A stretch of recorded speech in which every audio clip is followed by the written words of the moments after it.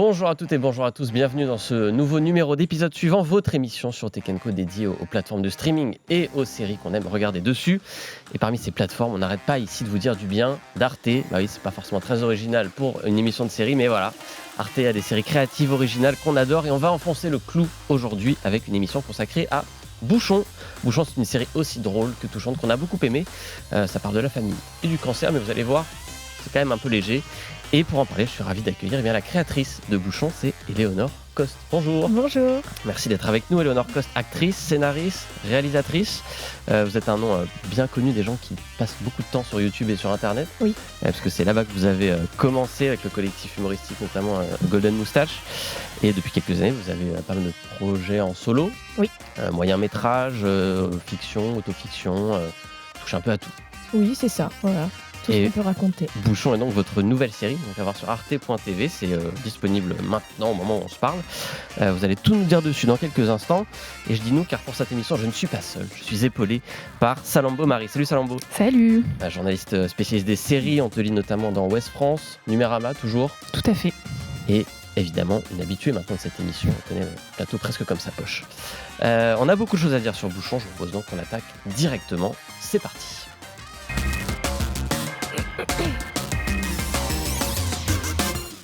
Bouchon, donc série qu'on a bien aimée ici, qu'on a vue, série en format court, c'est un format un peu différent des séries, on va dire, traditionnelles dont on parle ici le plus souvent. C'est un 8 fois 15 minutes à peu près, hein, ça varie, mais qui raconte une tranche de vie, je ne sais pas si on peut dire ça comme ça, un peu agitée, d'une famille un peu dysfonctionnelle, donc peut-être terriblement normale quelque part. Au moment où donc ça commence un peu quand le père de famille annonce qu'il est atteint d'un cancer et qu'il ne veut pas être traité, ce qui va engendrer quelques remous. Le personnage principal, c'est l'une des deux filles de la famille, qui est donc surnommée Bouchon, d'où le titre. Bouchon, c'est vous, Éléonore Coste. Oui. C'est une série que vous décrivez comme de l'autofiction, c'est ça ? Oui, c'est pas moi qui l'a décrit comme c'est marrant, D'accord. c'est naturellement, les gens la décrivent comme de l'autofiction.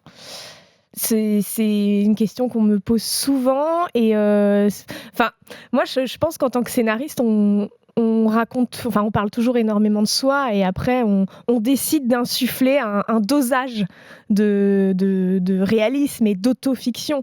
Mais en fait, tous les projets sont de l'autofiction. Alors après, oui, il y a un dosage qui est assez énorme dans Bouchon sur ce projet-là, en particulier la famille, où c'est vrai que je crois que cette famille est... Oui, c'est authentique, c'est réellement ma famille. Après, il y a énormément de fiction qui a été injectée dans tout ça, parce que c'est ça qui m'intéresse aussi. Parce que sinon, je fais du documentaire et je prends une caméra et je filme mes parents.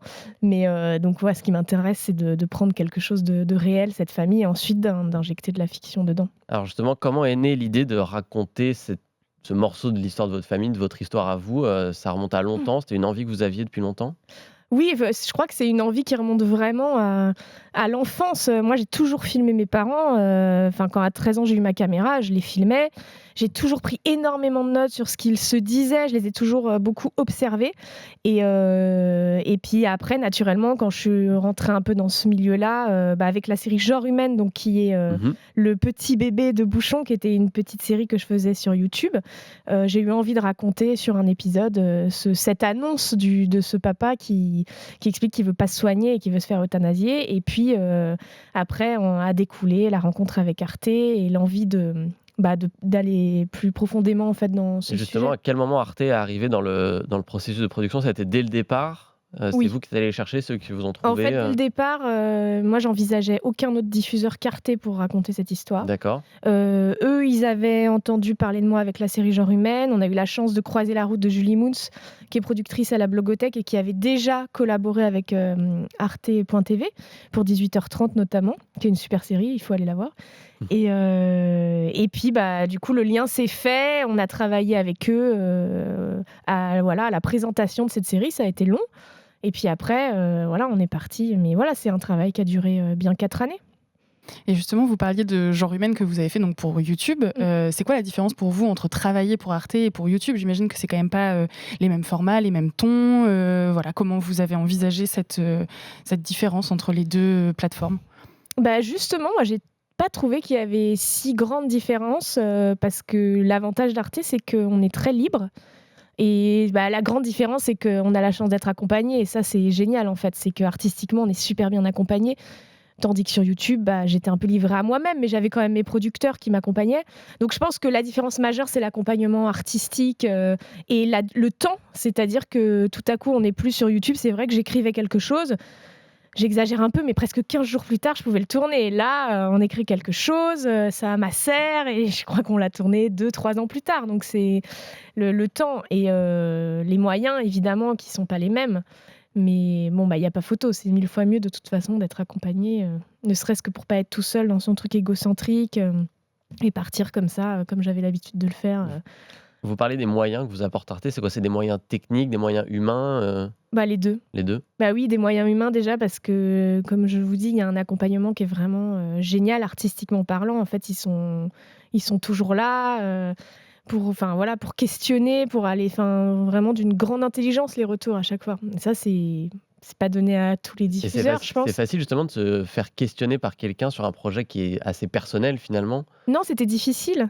C'était très difficile parce que... Mais j'ai pas dû renoncer à tant de choses que ça, finalement. Ouais. Mais oui, c'est sûr que c'est difficile. Mais justement, là où Arte était super, c'est qu'il c'était toujours fait avec beaucoup de sensibilité, de tact. Et ça m'a beaucoup plu, quoi. Ça m'a beaucoup plu. C'est vrai que c'est assez paradoxal parce qu'en fait, on pourrait se dire qu'il y a plus de liberté en allant vers YouTube. Pendant un temps, c'était un peu ça. On se disait qu'il y avait une liberté de création énorme sur YouTube. Et puis finalement, on revient un peu à des plateformes. Vous aviez fait aussi Zéro Stérone pour France TV Slash. Oui. Est-ce qu'il y a finalement une liberté qui est encore plus présente maintenant sur les plateformes? Il y a un retour vers les plateformes pour vous? Alors certes, pas toutes les plateformes. Je n'en citerai aucune. Mais...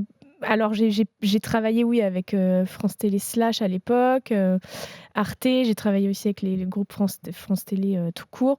Il n'y a pas de la liberté à ce point-là partout, et c'est pour ça que moi j'aime beaucoup Arte, c'est que je pense que c'est encore une des plateformes qui laisse une liberté de ton, parce que c'est ce qu'elle recherche aussi, je pense, c'est la sincérité. Si vous voyez un peu toutes les séries qui sont présentées sur Arte, à chaque fois je trouve que le point commun, c'est que c'est méga sincère et que ça sort quand même du carcan des trucs très vus, très téléphonés aussi. Donc il y a un truc... je pense que c'est pas propre à toutes les plateformes. C'est pour ça qu'on aime bien Arte, d'ailleurs. Ouais. Maintenant qu'on a un peu compris comment la série était née, on va parler un peu de ce qu'elle raconte, ce qu'il y a dedans, notamment sur ce lien entre la fiction, la réalité de ce que vous racontez dans la série. Il y a un point qui est intéressant, c'est que vous avez une sœur dans la série, qui est jouée par votre vraie sœur. Ouais. En revanche, les acteurs qui jouent vos parents sont des vrais acteurs, ne sont pas vos parents. Ouais, c'est une vraie actrice aussi, ma sœur. Oui, certes, mais c'est aussi... Parce que si elle regarde, après, elle va dire « ouais !» Oui, mais c'est d'abord votre sœur. Avant d'être une actrice de grand talent dans la série, elle joue très très bien ce rôle. Comment vous vous y retrouvez au tournage entre le vrai, la fiction, votre sœur, les acteurs qui ne sont pas de votre famille, du coup? Honnêtement, on s'y retrouve pas. Honnêtement, ce tournage, j'ai avancé sans réfléchir. On avait des journées très très intenses. Et il fallait pas que je me pose de questions. Je me suis posé toutes les questions après. Donc c'est après le tournage que j'ai fait une grosse décompression. J'ai chopé le Covid, j'ai eu un accident de voiture. Enfin, j'ai fait vraiment tous les trucs de questionnement. Parce qu'en fait, on n'a pas le temps. Il faut pas. Enfin, franchement, je laisse la place à l'émotion sur le tournage pour mon personnage et pour les scènes jouées. Mais je ne laissais aucune place à mon émotion personnelle parce que j'avais trop peur de pas m'en sortir, quoi. Et je pense que Raphaël, elle a fait pareil. Je pense qu'on a foncé et puis après on a eu la redescente, quoi. Et dans cette famille qu'on voit à l'écran, ça crie beaucoup. Oui. C'est un des ressorts comiques de la série d'ailleurs. Et un des trucs qui peut être difficile aussi pour certaines personnes à supporter. Tout à fait. Et justement, je me demandais aussi pour vous, est-ce que ça avait été difficile à tourner émotionnellement d'avoir ces cris en permanence? Et comment vous avez joué aussi avec ces engueulades pour créer un peu des ressorts comiques ou pas? Nous, avec Rafou, on vient d'une famille où ça crie beaucoup. Donc on baigne là-dedans. Donc je pense qu'on a l'habitude. Mais c'est vrai que toutes les scènes familiales, on les a tournées en une semaine dans une maison en huis clos. Et j'avoue que, j'étais hyper fatiguée, quoi. On était hyper fatigués. Et oui, c'est intense. Hein. Et puis ça ronge, en fait. Ces ambiances-là, en fait, on s'en rend pas compte tout de suite parce que nous, on crie aussi. Mais à la fin de la journée, ça ronge de stress, ça prend beaucoup d'énergie, quoi. Est-ce que ça vous a justement donné du recul par rapport à votre propre famille, au fonctionnement de votre propre famille? Oui, bah, Raphaël en parlerait mieux que moi parce qu'elle me disait qu'elle avait arrêté de voir son psy, elle, à la fin du tournage, parce qu'elle me disait que ça avait été complètement thérapeutique pour elle. Et c'est sûr, moi, vraiment, mon travail, je le cache pas, il est souvent thérapeutique. J'écris souvent pour me débarrasser de quelque chose. Et bah, je vais partager ma merde avec tout le monde. Donc oui, bien sûr, c'est thérapeutique et ça permet d'avoir un recul génial. Ça permet vraiment, en fait, c'est comme si je peignais un tableau de cette famille et que je pouvais l'accrocher à un mur et puis me positionner en face et le regarder tout à coup en étant extérieur à ça. Ça, c'est une chance inouïe, nos métiers, pour ça, de pouvoir faire ça, c'est génial.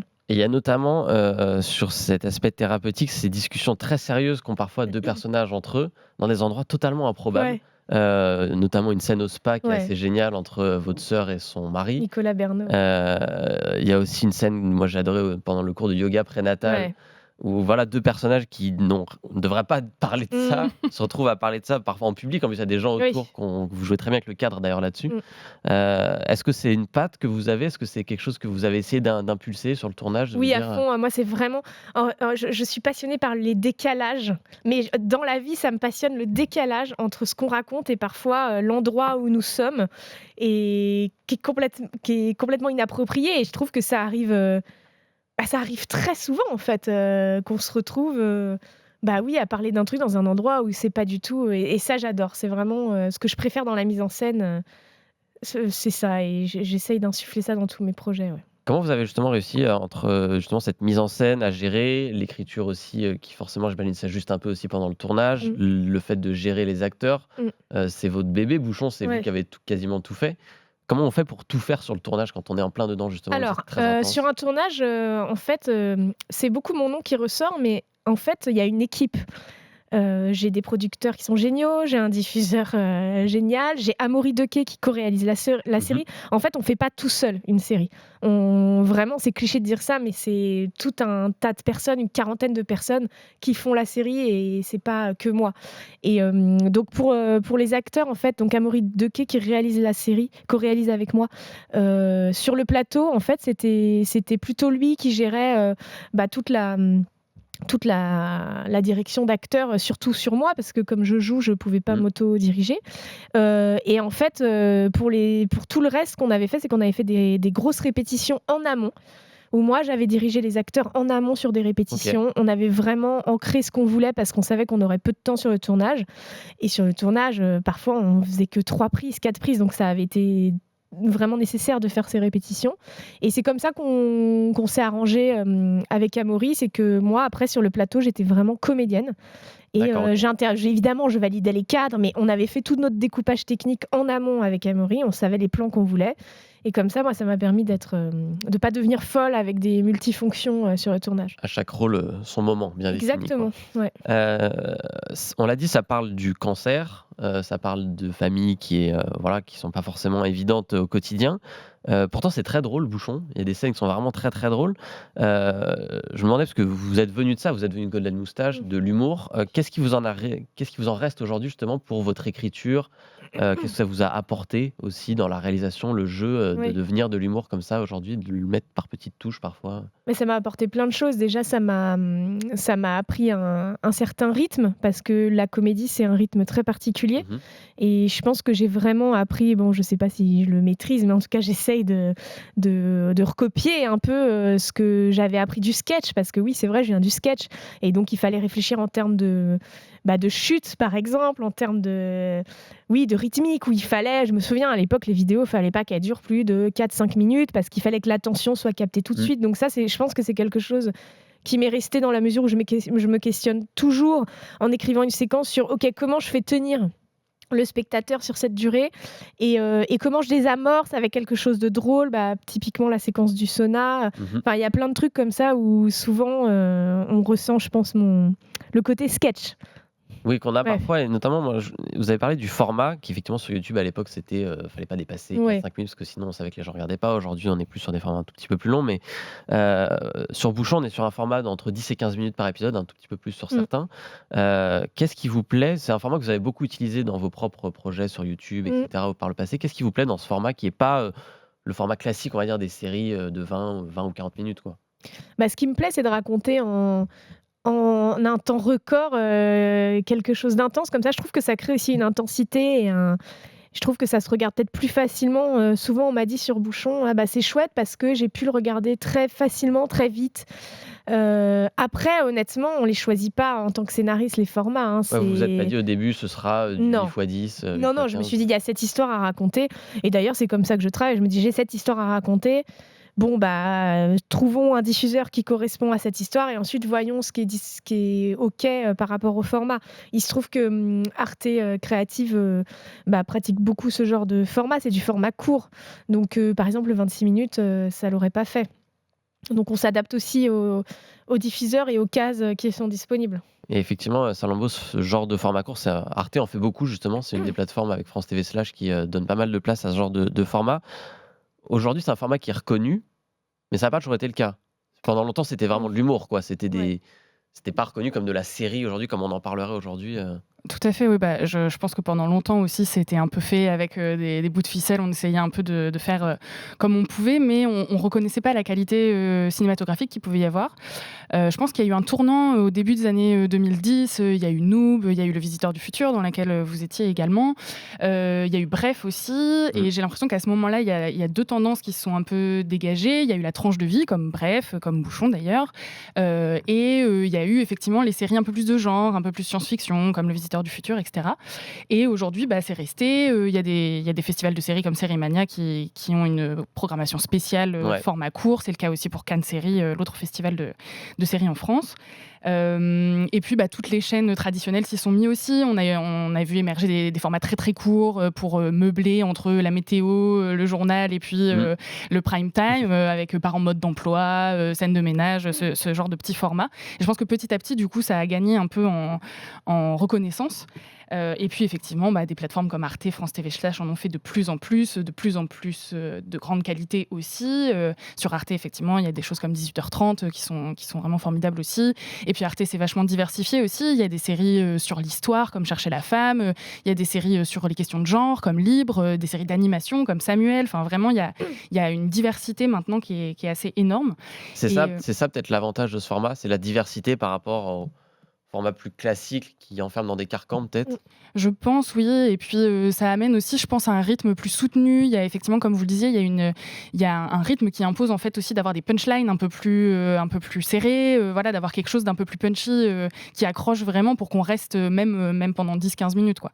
Donc, je pense que même sans avoir les budgets de Game of Thrones, on peut quand même faire des super séries, des super formats courts. Qu'on a pendant longtemps aussi relégué un peu en se disant c'est un peu comme du court-métrage, c'est pas vraiment de la série, voilà. Et justement, je me demandais, parce que vous avez fait aussi des courts et des moyens-métrages sur YouTube, notamment Fantasme, qui avait très très bien marché. Je me demandais quelle était la différence d'écriture narrative pour vous entre un court-métrage ou un moyen-métrage comme celui-ci et puis des séries comme Bouchon, parce que j'ai cru comprendre dans des interviews que les cliffhangers, ça vous ennuyait un petit peu et que c'était un peu une contrainte narrative pour vous. Ma contrainte. Donc je me demandais comment, est-ce que vous pouviez en dire sur ces cliffhangers, est-ce que ça vous ennuie vraiment En fait, je cherche toujours à faire quelque chose de très sincère, j'aime de me rapprocher un maximum du réel, et je trouve que les cliffs, moi, personnellement, c'est ce qui me sort souvent d'une série, contrairement, je pense que le cliff, le truc de j'ai absolument envie de voir le prochain épisode. Je comprends et je pense que c'est nécessaire, mais oui, c'est ce qui m'a... Ça a été très compliqué pour moi, l'écriture au départ, de passer de mes petits sketchs, genre humaine, etc., où finalement, il y avait des sortes de petits cliffs, il y avait des chutes en tout cas, où là, il fallait se questionner sur comment je garde les gens. Et je suis en train de réfléchir, il y a quand même des petits cliffs dans Bouchon, mais c'est des cliffs... quand même assez réaliste, quoi. C'est des choses qui... Oui, c'est pas forcé non plus, quoi. Oui, en fait, je m'interroge toujours sur est-ce que ça peut nous arriver dans la vie ? Ouais. Et si la réponse est oui, c'est OK. Si la réponse est non, je vais pas... Parce que c'est ça qui m'intéresse. Et dans l'écriture de Fantasme ou de Hippocampe, le court-métrage que j'ai fait il y a 2 ans aussi sur ma chaîne YouTube, en fait, j'étais en roue libre. J'écris ce que je veux, je fais ce que je veux... Et c'est génial, mais c'est aussi intéressant de travailler sous la contrainte. Et encore une fois, j'ai pas eu beaucoup de contraintes sur Bouchon, mais c'est sûr que oui, j'ai eu la contrainte de passer sur un format sériel où il faut quand même tenir les gens et réfléchir un peu plus poussé, quoi. Et est-ce que vous envisagez à l'avenir de passer sur des formats plus longs, du coup, carrément un long métrage ou une série Oui, en là, je suis en 20, développement 25 minutes? de mon premier long métrage. Ok. Et oui, bien sûr, évidemment, moi. Après, moi, j'ai juste envie de continuer de raconter mes histoires, peu importe où elles sont, quoi. Peu importe le format, mais c'est sûr que le long, ça me plaît beaucoup parce que j'ai l'impression que c'est un format plus adapté à mon écriture dans la mesure où il n'y a pas tous ces trucs de cliff, qu'il y a une histoire qu'on peut raconter peut-être sur la durée, peut-être plus profondément sur les personnages.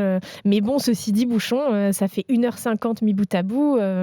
Donc en fait, voilà, la différence majeure, c'est que bah oui, il faut peut-être penser un peu plus en découpage d'épisodes.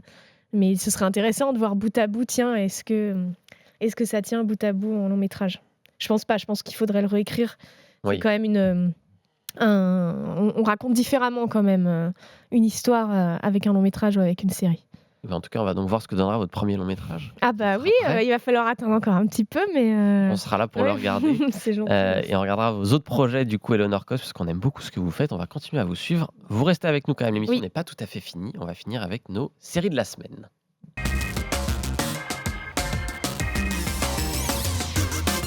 Voilà, 2 séries que nos invités ont bien aimées et dont ils avaient envie de vous partager ça. Je vais commencer avec la vôtre, Éléonore, pour préparer l'émission.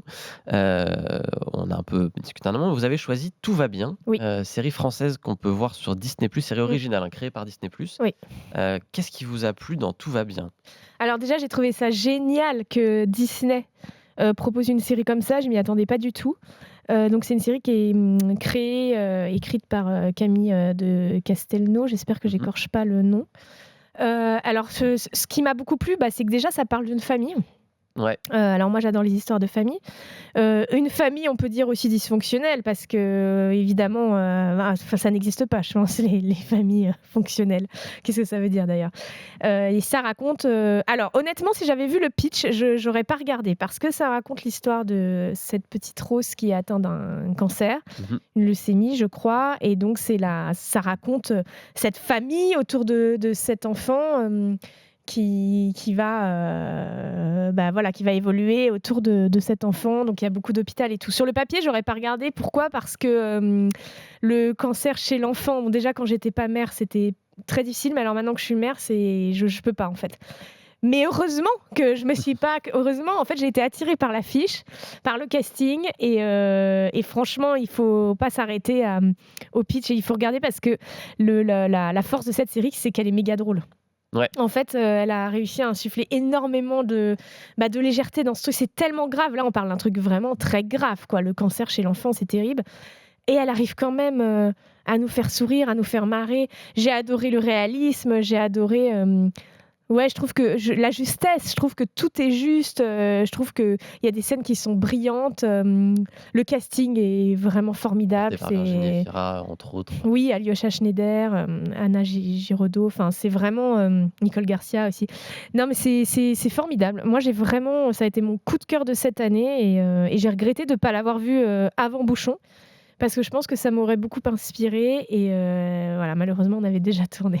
Effectivement, ça peut faire. J'ai pas pu copier. Ça peut faire un bon double programme. Oui. Parce qu'il y a beaucoup de similitudes entre Bouchon et Tout va bien sur les thématiques, la famille, vous l'avez dit, etc. Et en même temps, l'une est un format long. Ça fait hyper égocentrique du coup. Non, mais de conseiller une série qui est vraiment dans le... C'est 2 histoires très sincères de famille, quoi, et qui montrent qu'on traverse ces épreuves, chacun à sa façon dans ses familles. Mais voilà, regardez Tout va bien et regardez Bouchon et faites-vous un avis sur ces 2 séries. Soirée cancer. Voilà, petite soirée cancer, mais soirée quand même drôle. Voilà, vous allez quand même passer un bon moment. C'est donc à voir sur Disney+. Je rappelle, Tout va bien, il y a 8 épisodes disponibles. C'est une mini-série, donc il n'y aura pas de suite. Et on va terminer l'émission avec le deuxième coup de cœur de la semaine. C'est le tien, Salambo. Une autre série à voir sur Arte. parce qu'il y a vraiment beaucoup de choses bien sur Arte. Série britannique, c'est ça? Tout à fait, c'est une série qui s'appelle You and Me, qui est une série dramatique et romantique en 6 épisodes de seulement 20 minutes. Donc vraiment, ça se regarde assez rapidement. En fait, on commence l'histoire avec Ben et Jess, qui sont 2 inconnus au départ, qui courent après leur bus qui s'en va sans eux dans les rues de Londres. Voilà. Et puis, c'est le coup de foudre, en fait. Ils tombent vraiment littéralement amoureux, vraiment l'un de l'autre. C'est le début d'une grande histoire d'amour entre eux. Jusqu'à ce que, malheureusement, on va encore rester dans les drames, malheureusement, Jess décède prématurément et elle laisse du coup Ben avec leurs 2 enfants en bas âge. Donc jusque-là, on pourrait se dire « Oh mon Dieu, il faut sortir les mouchoirs encore, etc. » Moi, j'ai arrêté là. Voilà. Mais finalement, il faut continuer, il faut persévérer, parce que c'est pareil, ça devient très très drôle et surtout ça prend le virage de la comédie romantique, parce qu'en fait la série décide de donner une autre chance à Ben en lui faisant rencontrer Emma, qui est une jeune comédienne qui elle aussi a un passé un petit peu douloureux. Et en fait, ensemble, ils vont réapprendre à s'aimer, à aimer la vie. Voilà, c'est une série que j'ai trouvée extrêmement lumineuse, pourtant qui parle du deuil, donc c'est quand même effectivement très plombant aussi. Mais c'est vraiment une série qui montre que voilà, il y a de la lumière au bout du tunnel et que on peut s'en sortir. Et moi, j'ai trouvé ça très beau.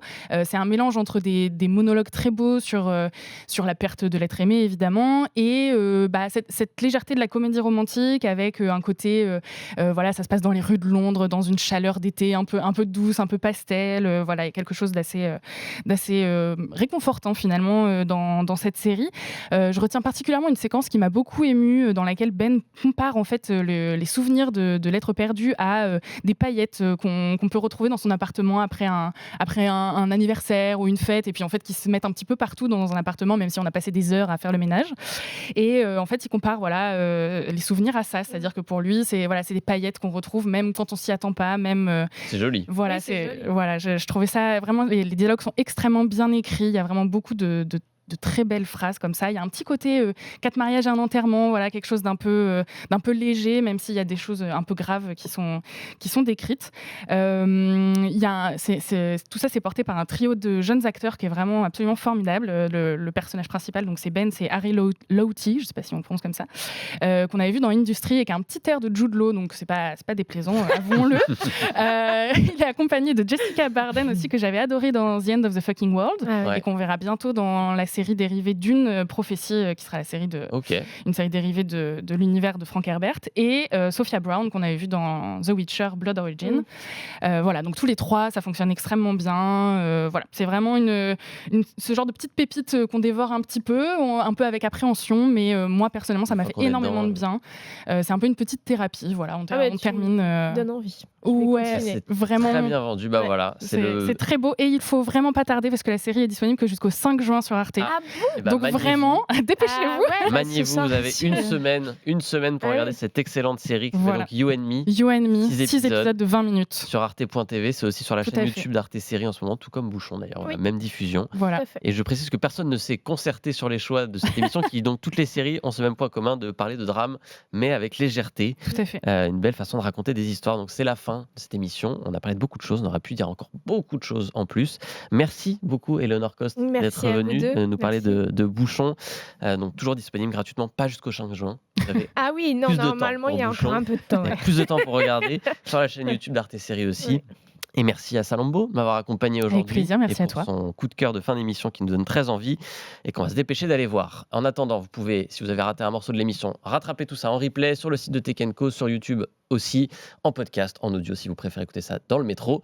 Et moi je vous dis à la semaine prochaine pour une nouvelle émission.